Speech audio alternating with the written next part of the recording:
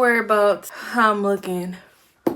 But we were finna do an unboxing of my new heater fan that my auntie got me from Walmart.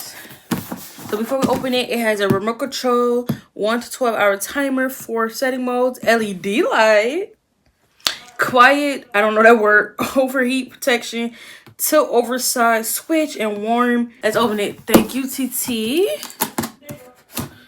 Cause y'all, it's cold. It's 35 degrees and the lows will be 24. No.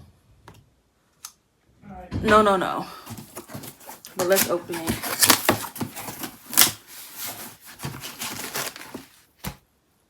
Oh, it's black.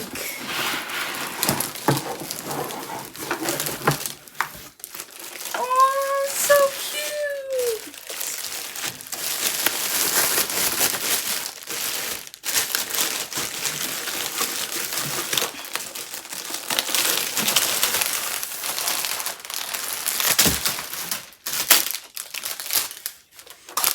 The manual and the remote. This is what the heater looks like. Let's unplug this fan because we don't need it. Y'all, it's on 57 right now.